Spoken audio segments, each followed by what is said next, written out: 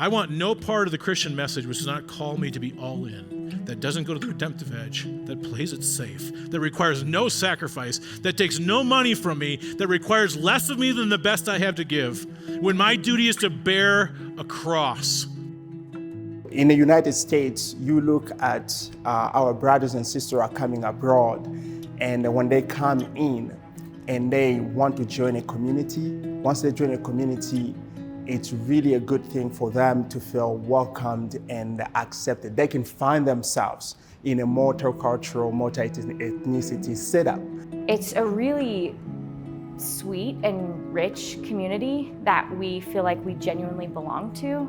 And I think that's a key piece of that is this notion of belonging. If we believe that we belong, then we believe that we have something to contribute to, and that there's like a loss if we're not there. We are to love our neighbors. That means, folks, that we have a radical acceptance of all people in the church. There should not be a single soul in our city that when they walk through these doors would not be radically accepted, loved, hugged, and brought into relationship with us. I enjoy the family vibe.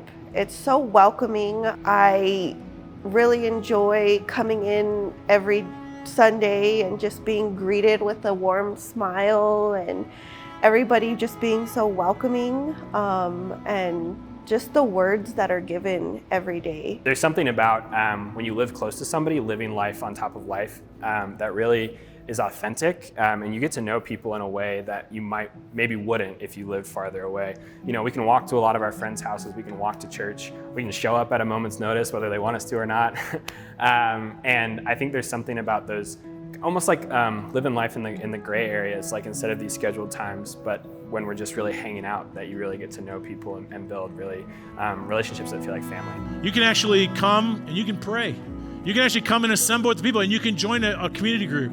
But if you actually really want to actually take identity all the way, pick up a cross and you will feel the bond of love between you and our Lord. We follow a man who went to the cross and said, deny yourself, take up your cross and follow me. And in doing that, you will find life. As I grew up, I looked at God differently. I always had a fear of God, that if I did things wrong, I was going to go to hell. But when I came to Providence and I started doing community groups and I started learning more about Jesus through the discipleship program, I just learned to love and know Jesus in a really different way. And I knew that I needed a new heart, and there was a new way that I wanted to be baptized and change my life and walk a journey as a believer. Seeing new people come to Christ.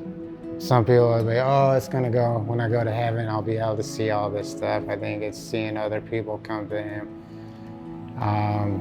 letting them know the truth about their journey and how it's gonna be one of the hardest things, but the most rewarding thing they'll ever do. I decided to get baptized because it was a time in my life where I feel like I needed Jesus the most. I feel like I was in a spot where I can accept Him in my life, where I can understand more of what He wanted to do in my life. It's time for us to think about planting another church. We are a church plant. We want to be a church planting church. The financial support from Providence was huge. You know, we all can have really grand visions and hopes for what we see come to fruition, but it takes resources. And Jason and Josh and the leadership team at Providence Church, the entire community, they saw that and got behind us. It was one of the reasons and ways and means in which we were able to get into this new house that we're in, and to be able to do a lot of the work that we've done here to create a space to be able to host people not only on a weekly basis at church, but we have at a very minimum at least one couple, one single individual or a family that's here every week, either in this office or upstairs having dinner. And so oftentimes when we count, we have 100 people cycling in through our house on a weekly basis. We really value place and people and think that there's something really rich about investing in those.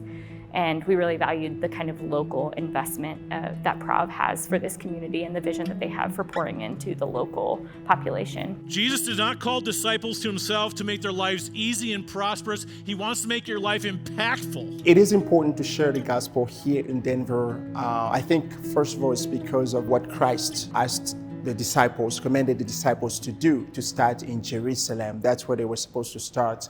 And who knows us better than the persons living next to us? I think we portray Christ here first. That's where we start. And then the repercussion of that will go to the ends of the earth. This is not Paul's love for Christ. This was Christ's love for Paul. This is what drives everything I do, is the love that God has for me.